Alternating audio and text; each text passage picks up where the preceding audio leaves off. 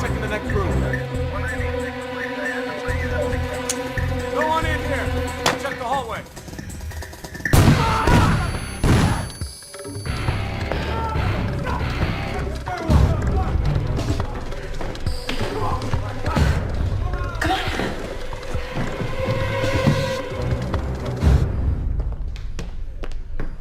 Parker, you do not bring an FBI agent into our bar. No, our cover's not blown. McSween still thinks I'm Special Agent Hagen. Who agreed to help him break into Portland FBI last night. What are you thinking?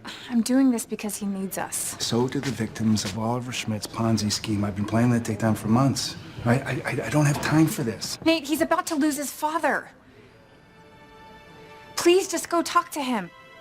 For me.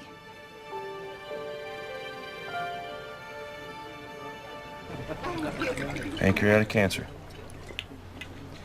Doctor said we're out of options and I could take him home, so that's what I did. Oh, I'm sorry. Agent Hagen says you're a profiler. He's helped the FBI solve impossible cases. I take it you got one involving your father. My dad was an FBI agent here in Portland for over 40 years. He took a lot of bad guys off the streets. But none of that is going to end up in his obituary because of the one that got away.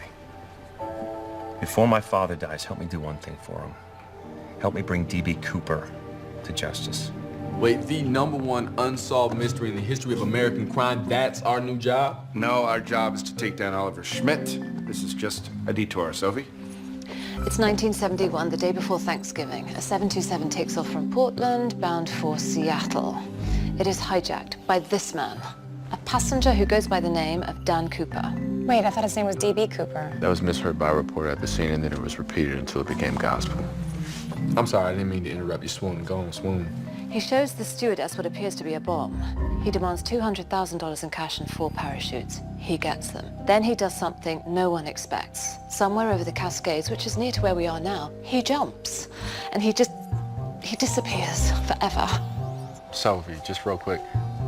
You had a poster of DB over your bed when you was like 15. Tell the truth, you did, didn't you? So what? What if I did? Wait, let me save us a little trouble here, okay? The guy jumped from 10,000 feet, yeah, but it was 7 below zero. He was in a 1971 parachute. He jumped in bad weather over dense woods. He didn't survive. Case closed. You're right. This is probably just a, waste of time. What? But I promised that we would try. So, I'm gonna go talk to McSweeten's dad.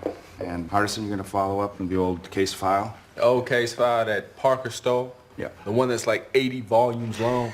Don't worry. I got you some help. Mr. Reynolds. Special Agent Thomas? You can call me Alan. This isn't a bureau matter. They call me Steve. I was Peter McSweeten's partner on the Cooper case. Well, we're going to be working with Mr. Dalworth here. He's a private consultant. Well, anything for Peter, but you should know this wasn't just a case for me. It was personal. My late wife was a stewardess on the plane. Oh, wow. Well, then you're the right man to ask. It seems everyone has a theory about Cooper. What's yours? About a year after Cooper vanished, Richard McCoy hijacks a plane out of Denver. Gets caught, sentenced to 45 years. Sometime later, he makes a gun out of dental paste and breaks through the prison gates in a garbage truck. Dies in a gunfight with the FBI. There's a fellow in Florida, Dwayne Weber, admitted to being Cooper on his deathbed in 1995. You want a theory? Take your pick.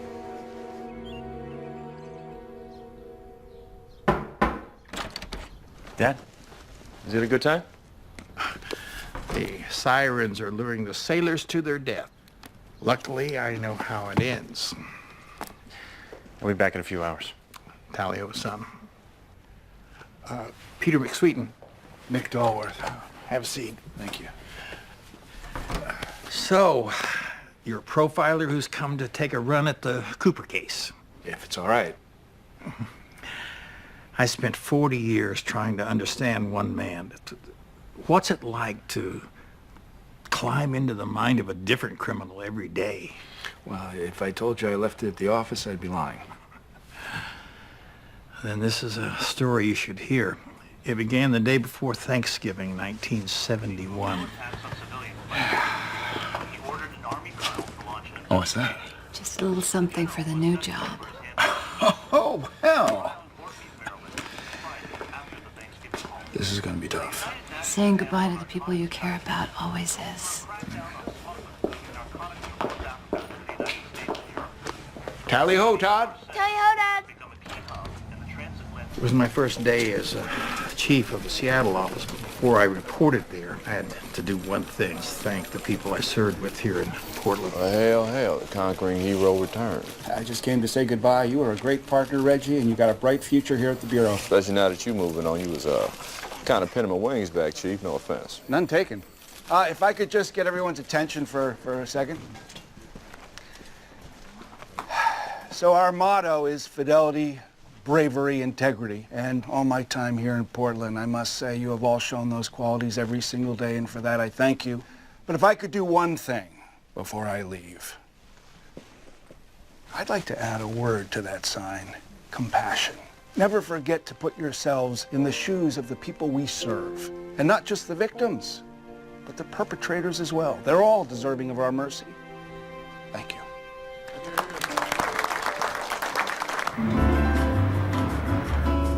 Here you are. Ma'am, your drink. Thank you. Hey, aren't you with friends? You have any favorite?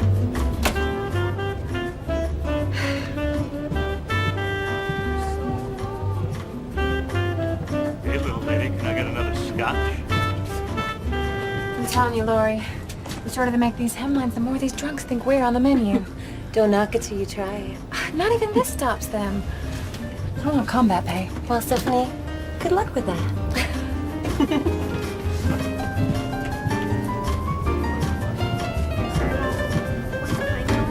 Welcome to Flight 305. What can I get for you, sir? Bourbon and water, please. And this is for you.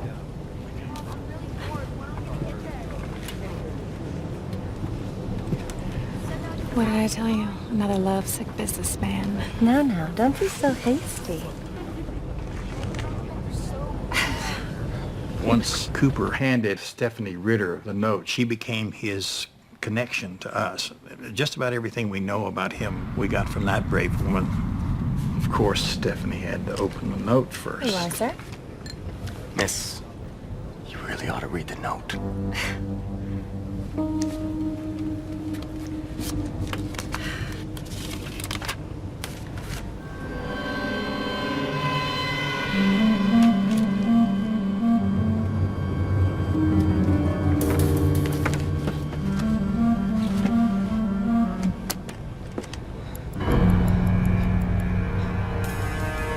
The plane just landed. We'll be at the airport in about 5 minutes. 32 passengers on board. Do they know what's happening? No, just the stewardess, Stephanie Ritter, and the two-man flight crew. And the hijacker, what are his demands? $200,000, a refueling truck to meet the plane here in Seattle, and 4 parachutes. 4 parachutes. Mixed sweet. Welcome to Seattle. I see you've met Mr. Crowsley in the airline. I presume he's brought you up to speed. While you were delayed, I prepared a tactical assault plan. My men can take out the hijacker with minimal casualties. That is my recommended course of action. Why is that? Because the bomb's a fake, the plane is on the ground. If we let him take off again, anything can happen. So, what are your orders? So why are all the shades down? Oh, police snipers can't hit what they can't see. My strike team is standing by. If we wait much longer, there's no telling what this guy might do. Radio the pilot. Now tell the hijacker to release all the passengers, and we'll give him what he wants. Load these up. Just gonna let him take off with the money and 4 parachutes. Yeah, the chutes are a bluff. He's gonna land. How the hell do you know that? The same way you know the bomb's a fake. Sorry I couldn't let you get off with the passengers. I need someone to speak for me. Are you scared? Do I seem crazy to you?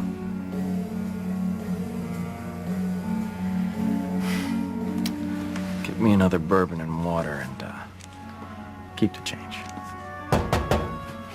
Don't try anything or I'll set off the bomb.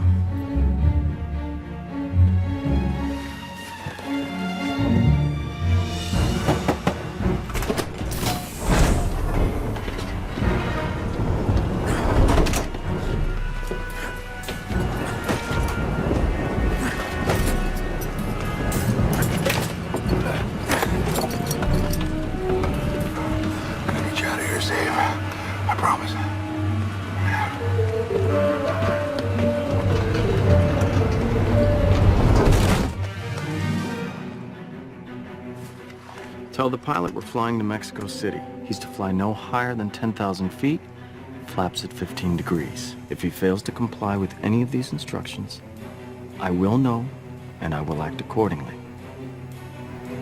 Go. I told you this was a mistake. Now we're gonna have to chase him all the way down the coast. Reno. He told the pilot to fly to Mexico City. Well, he's not going to get there. No, fuel, it burns much faster at low altitude. By my calculations, he's going to be running out of fuel by Reno. He's going to have to land. And that's where we're going to take him. Based on what? My 55 combat missions in Korea. Give me Las Vegas, FBI.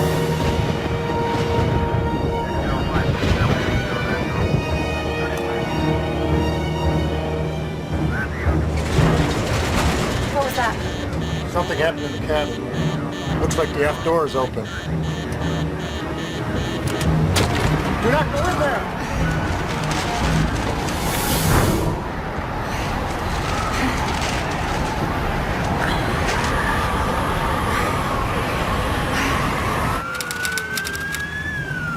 Okay, understood. More like this. Yeah, he had short dark hair. Kind of a higher forehead. And that was the last anyone saw of Dan D.B. Cooper. After that, I was transferred back to Portland. They didn't call it a demotion, but everyone knew that's what it was. Meanwhile, D.B. Cooper became an instant folk hero. A punchline on Johnny Carson. They even wrote songs about it. To stick it to the man. It's not my kind of music, but damn if it ain't catchy as hell. Welcome back. Agent Wilkins. Yep. I'll talk to him. Now slow down.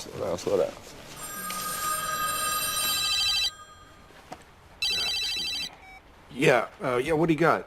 Records of a farm mortgage held by a Daniel Cooper. It got paid off in 1972. The IRS flagged it, but since agencies didn't share info back then, it was never forwarded to the FBI. Here's the best part. He was Army Airborne.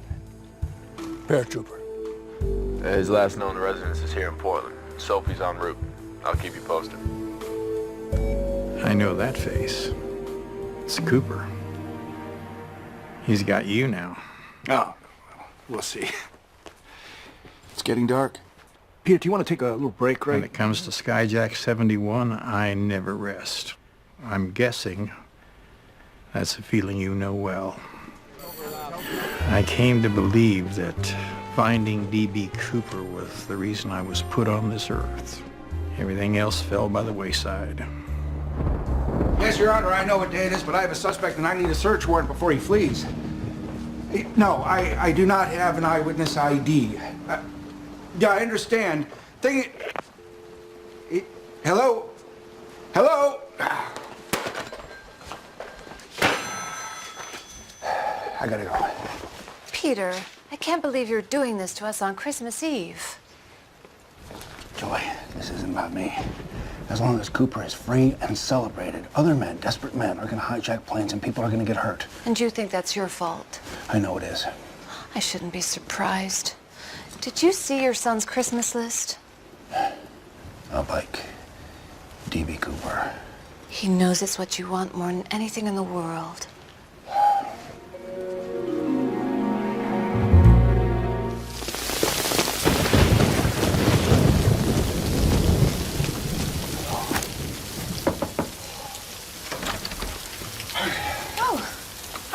Agent McSweeten. I'm sorry to intrude. That's okay. Do you want some coffee? No, thank you. I'd like to show you something, and then I'll be on my way. We got a tip that this fella, he's been going around local bars bragging that he's D.B. Cooper. Just need you to be positive. Was this the hijacker from Flight 305? Maybe. I don't know. I'm sorry.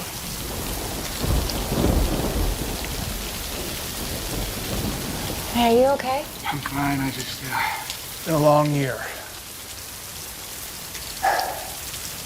Thank you. Mr. McSweeten. Oh, this is my husband, Steve Reynolds. How you doing? Listen, I just wanted to say thank you so much for what DB Cooper put my wife through. Don't ever give up. Yeah, maybe I will take that coffee that you offered. Yeah. Come on in. Okay. Please. What kind of work are you in, Steve? Whatever I can get these days. You know, it's tough out there since the Army sent me home. Going on about 3 years next month. 3 years? Yeah. So you were in the Tet Offensive? I was. I wanted to serve my country. Now you got crackpots hijacking airplanes. You got college students calling us vets baby killers. I mean, it feels like... It feels like the world is being turned upside down, doesn't it? Yes, it does. Steve, what if I were to tell you that you could help bring D.B. Cooper to justice? What do you mean? What I mean is, how would you like a job? And that I will well and faithfully discharge the duties of the office, so help me God. That I will well... Steve Reynolds was a decorated veteran, and with my support, he went to Quantico and was sworn in as an FBI agent. One of the perks of undercover work, I got them in the way of cutting your hair for Mr. Cooper. Steve became my partner. I finally had an ally in my quest to bring D.B. Cooper to justice. Hey, Steve, did you ever think that you would end up in the FBI? Well, after what I went through in the war, I never thought I'd live this long. You know, it's fair to say that the day that Peter McSweet knocked on my door, he saved my life. Years went by. Suspects came and went. Then we got our first break in the case. A family found cash from the Cooper ransom washed up on the riverbank. We went to investigate, and that's when everything changed. The hell we doing out here? Well, we're following the first solid lead we've had in years. Yeah, right. Probably have better luck finding Bigfoot. Now, you listen to me. My wife still has nightmares about that hijacking. All right, now, give me the... Easy, easy. Gentlemen. What you expect to find out here, huh? D.B. Cooper living in a log cabin? He died in them trees. Or he walked out. Either way, he won, you lost. D.B. Cooper just another file for the cold case room.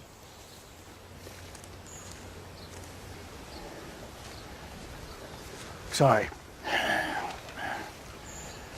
He's right. Don't listen to him, Pete. Yeah, we may never find him, but we can still do some good. That's when Steve and I took over the cold case unit.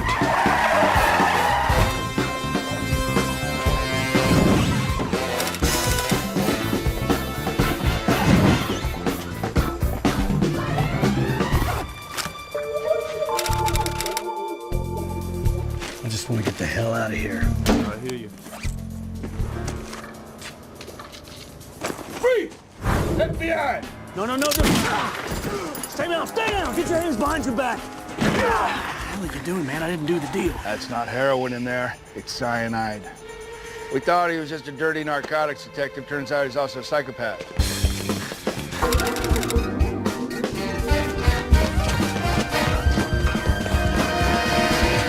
Oh, hey, Virgil. Listen to me. You're a stick-up man, not a cop killer. I know what you're going through. It's not easy losing your house, losing your job, but you got...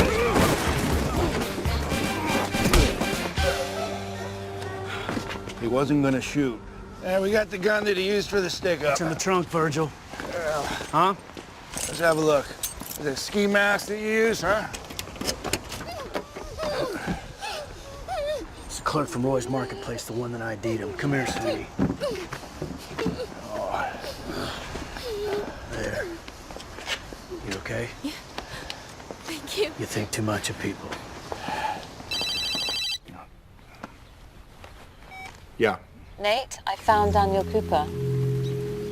Looks like he died in 1968, 3 years before the hijacking. It's another dead end. Cooper died abroad, Vietnam. That's why Hardison didn't find a death certificate. Anyway, It was 3 years before the hijacking. Yeah, Hutton, what else did you find in the case file? It's not what's in here, it's what's missing. There's no DNA evidence, even though they pulled hairs and fibers from the hijacker's clothing. You know, I retired before that stuff became important, but I know where it must be stored. The crime lab.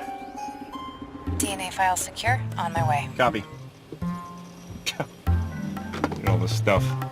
Asked the Bureau for a desk lamp 6 months ago. Is that a crossbow? Here. Come on. Let's go, let's go, let's go. Peter, any regrets about the case? Just one. My boy Todd had a hard time growing up in the shadow of D.B. Cooper. Next week. Thank you.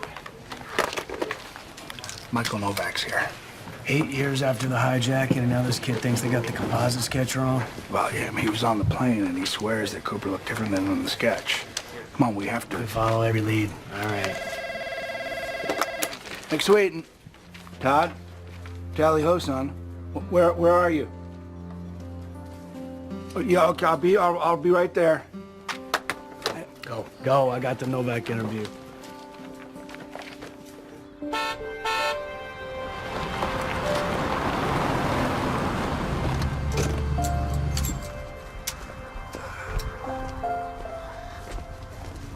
What happened? A bunch of kids said they needed to borrow my bike to look for a lost dog. They said they'd be right back. When was that? 3 hours ago. Why does this keep happening to me? Every day I go and I chase bad guys. Some really bad. And pretty soon you start to see everyone like that. It's easier that way. You know, you could be like that too. You wouldn't lose as many bikes. But I won't find any lost dogs. That's right. It's not a weakness to see the good in people, all right? It's not a flaw or a bad thing to trust. And you want to know the truth, Todd? You're the best guy I know. And get in. I still believe that.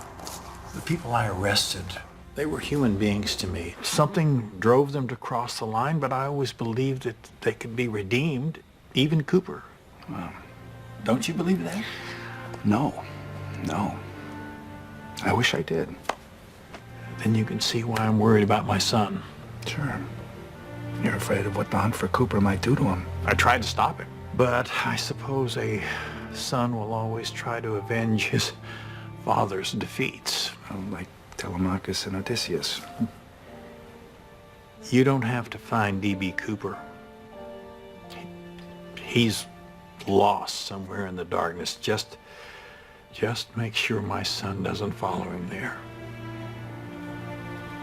Well, it's getting late. Until tomorrow. I'll be here. Thank you. Yep.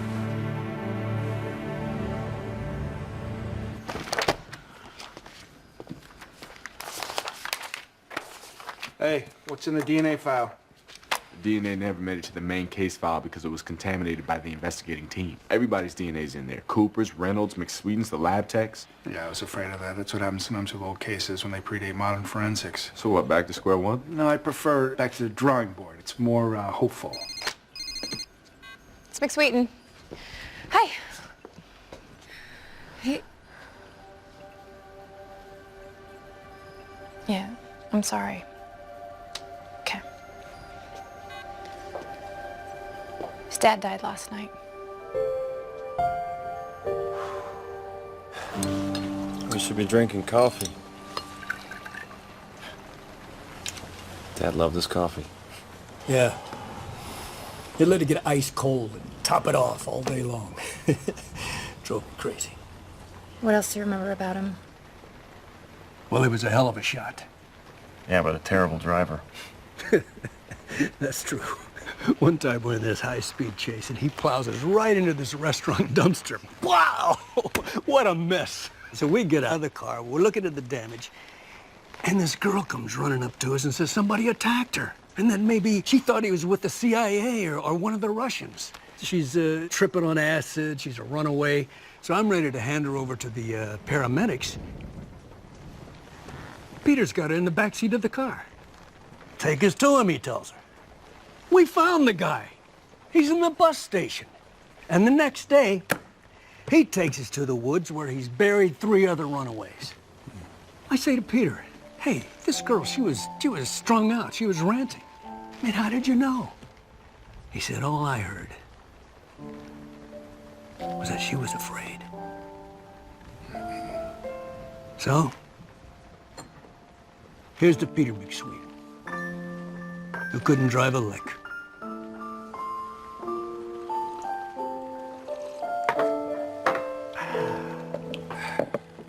I want to thank you again for trying. From now on, the hunt for D.B. Cooper's on me.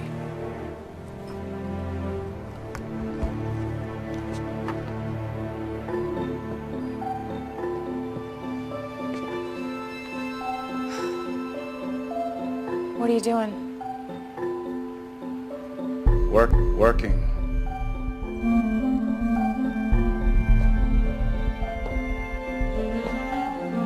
You hear what McSweeten said back there? This was gonna be his fight now.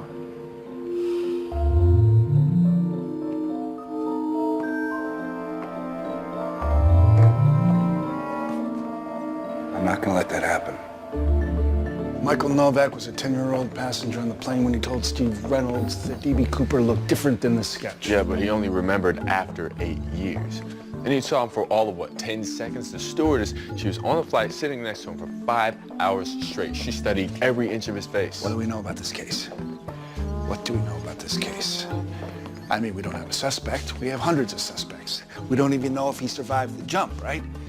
The only thing that we have for certain, we have the sketch that was provided by the stewardess's description. That's the only thing that no one has ever questioned.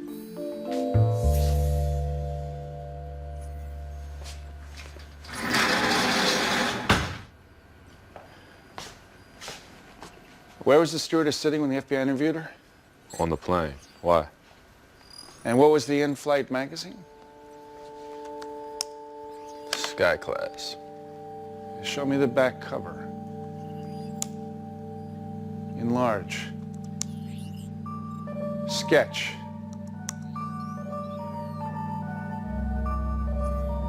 Now, why would she lie?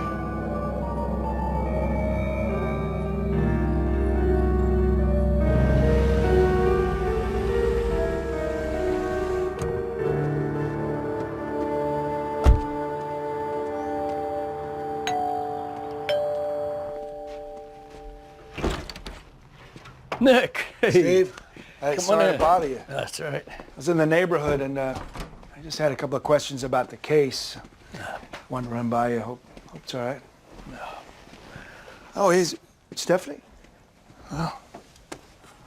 She sure was beautiful. Yeah, miss her every day.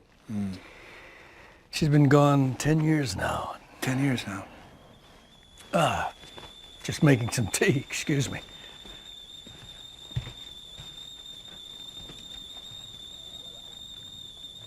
You and her got married in 1972, right?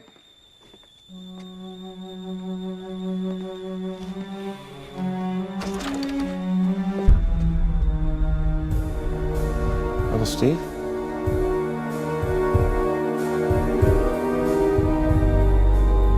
Now why don't you tell us the real story of D.B. Cooper? I've been carrying this around with me for a long time. Welcome to Flight 305. What can I get for you, sir? I believe I'll have a bourbon and water. Please. And this is for you. Are you scared? Do you think I'm crazy?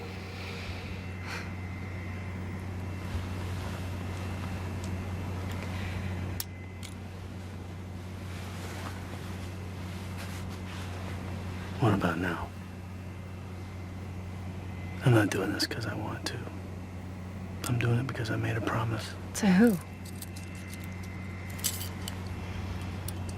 PFC Daniel Cooper. I held his hand when he died. And I told him that I was going to take care of his family. And that's what I'm going to do. Please, I don't want to die. This ring, it's just for show, to keep the drunks away. But I want to get married and I want to have kids. Hey, I'm not gonna hurt you. Or anyone. Do you believe me?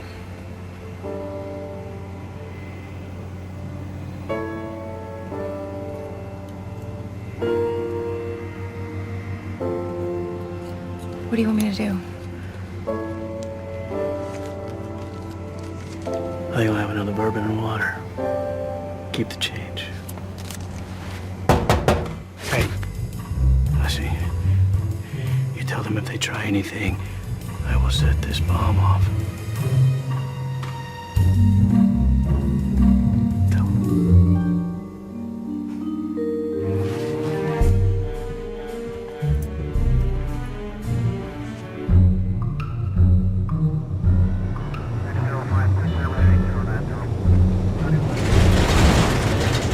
What was that?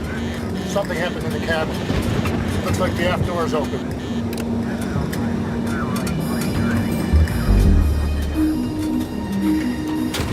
Do not go in there!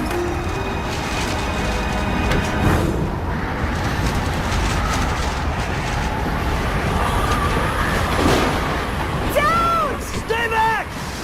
You'll never make it! There's only one way to find out! Look! Maybe it should have been you instead of your friend! But it doesn't matter! Don't do this! Why do you care? I don't know! Come on. I'll see you again.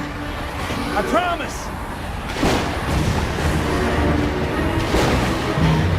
And I keep my promises.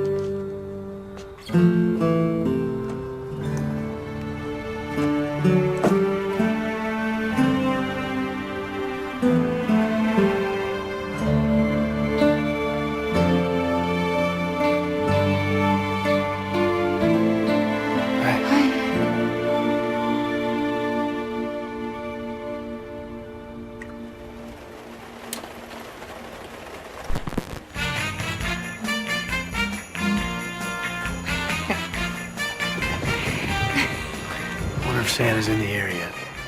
Maybe. Cheers. Cheers. Oh my God, it's the FBI. Go. You have to get out of here. Go out the back. I'm not gonna lose you. You're not gonna lose me, I promise, okay? Just be cool. Be cool, just answer the door. Trust me, answer the door. Merry Christmas to you too, Agent McSweeten. What the hell was that? Why didn't you leave? I don't know. I don't know. I wanted to see his face. Did you hear what he said? How would I like a job? He's taunting me. He's taunting me. Why doesn't he just put me in jail? Well, maybe not. Maybe he's telling the truth. I mean, why would he come here like this? You could run now. It doesn't make any sense. You actually think he wants me to help him find D.B. Cooper? Yes. And I think you should do it. I'm D.B. Cooper. Which is why it's perfect. If you're right, then they already know who you are, and it's only a matter of time until they catch you. But if I'm right, they will never find D.B. Cooper, because he will be right in front of them.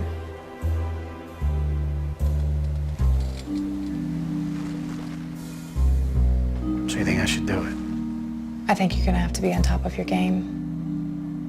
One slip up and it's over.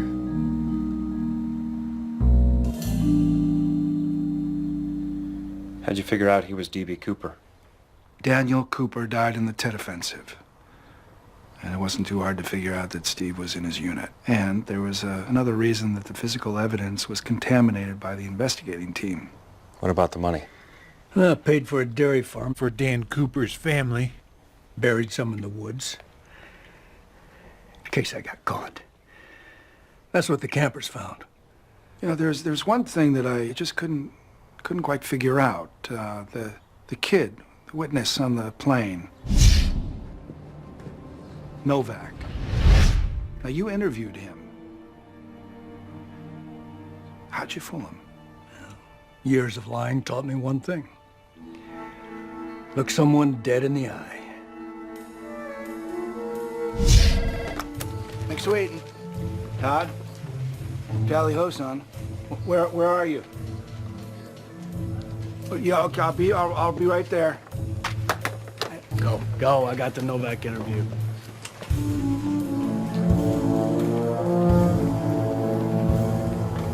Michael. Yes, sir? Special Agent Stephen Reynolds. How you doing? I'm going to take your statement today. On behalf of the FBI, I just want to say thank you for coming forward. Your dad was like a brother to me. Nothing will ever change that.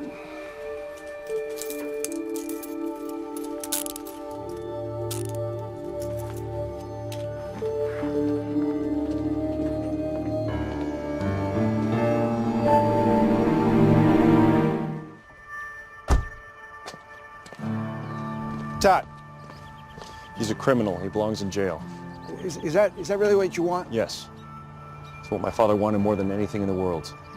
To bring D.B. Cooper to justice. You know, Todd, your dad, he had a gift that I believe he passed on to you. He could see goodness in people. And because of that, he did bring D.B. Cooper to justice.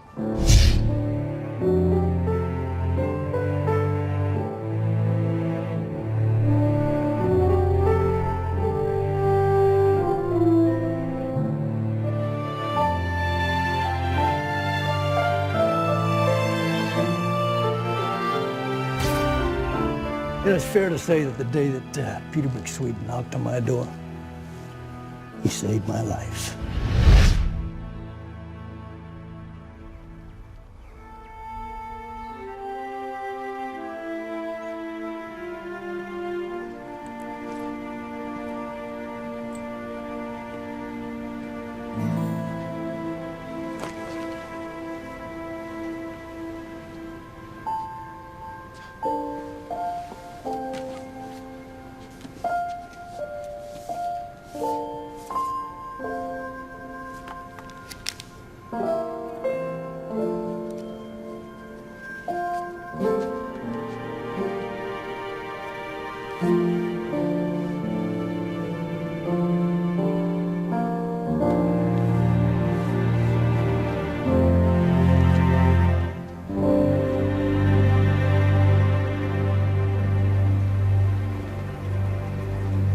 You did the right thing.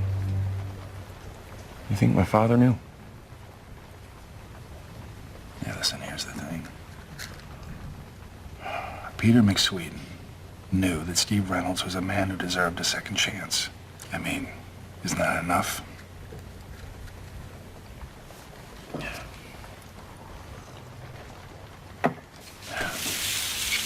Wanted to thank you.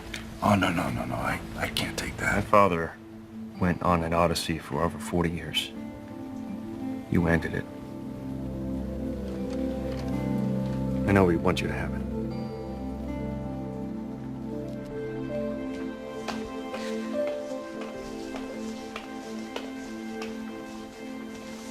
Oh. Hope this doesn't mean you're going back to sea. If you could choose someone from the Odyssey that most resembles me, who would it be?